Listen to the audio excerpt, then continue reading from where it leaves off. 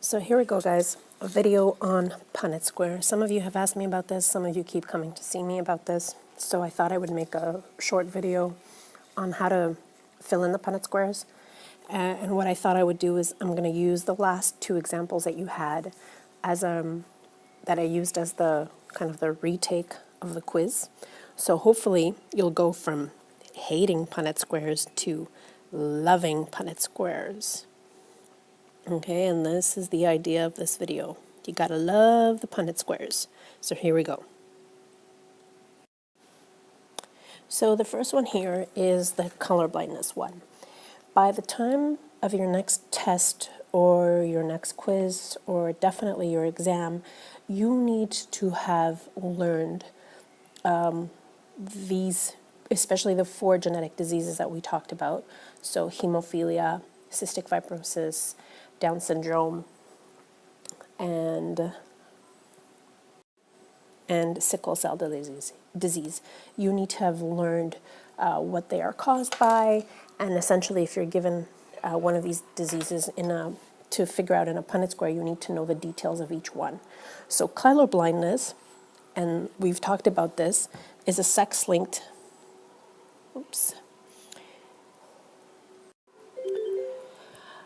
color blindness is a sex-linked trait, okay, like hemophilia, and it's recessive. You need to know this, okay? So we know already that we're going to be using our X's and our Y's. So XY is for a male, XX is for a female. Susan is colorblind, her brother is not. This is the only information we're given, and this is what you need to work with. What are her mother and father's genotypes and phenotypes for colorblindness? Okay, so we'll start with the stuff that we know for sure, and then we'll work backwards. We know for sure that Susan is colorblind, which means definitely, since colorblindness is recessive, she has the recessive allele on both of her X chromosomes, whereas her brother, who is not, since he only has one X chromosome, we know he has the capital H.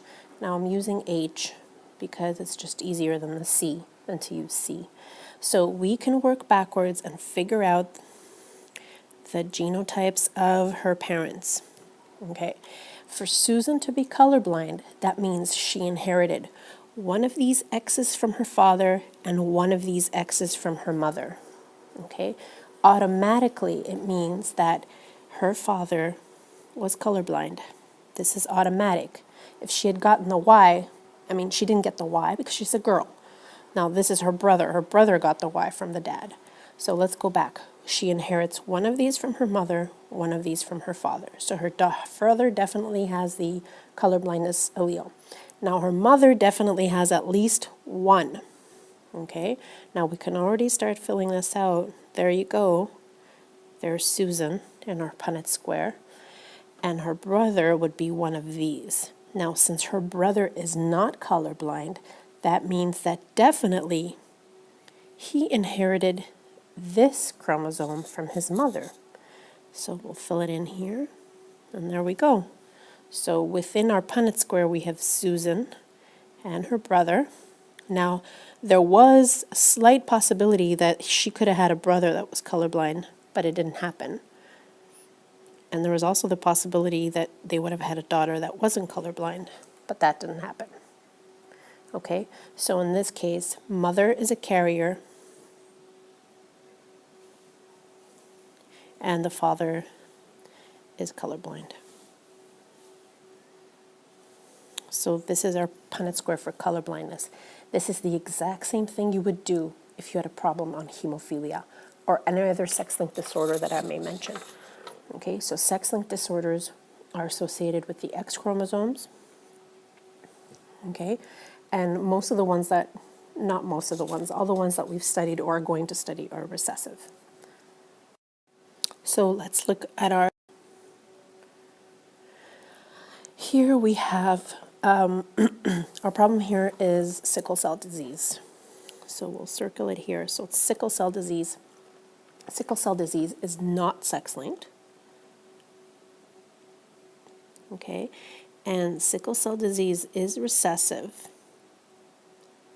But the special thing about sickle cell disease, a special thing is that it's codominant. Now, what does this mean? We talked about this in class. I'll say it again. This means that a person who is homozygous dominant for sickle cell does not have it. No. A person who is heterozygous for sickle cell has some abnormally shaped red blood cells. So has some abnormal RBCs, red blood cells. Okay? And for a person to have the disease, they need to be homozygous recessive. So this is yes. Okay, and this is what codominance means in this case. So we're looking at Jeffrey, who has some abnormally, just found out that he has some abnormally shaped red blood cells. So he has some. So Jeff here must be DD, capital D, small d, but has none of the symptoms of sickle cell disease. I even say it in the problem. His wife, however, has the disease.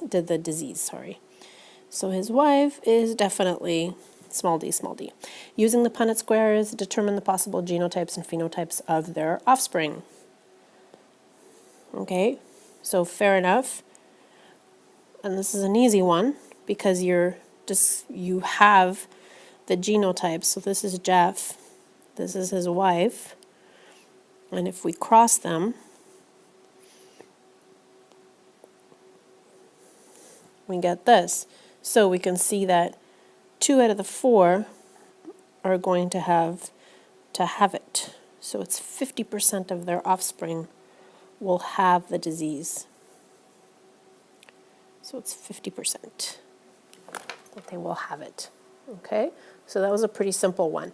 Now, again, like I said, starting now and in future tests and quizzes and exams, you need to be familiar with these terms. I'm going to use terms like recessive, codominant, heterozygous, homozygous within the word problem. Words like genotypes and phenotypes, you need to know that. So you can't be calling me over to ask me what they mean.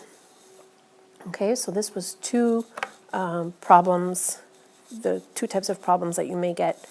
Not only the 2 types, but these are 2 of the possible problems that you may get on a future test or quiz, and I'll try to put together another similar video like this. All right? See you later.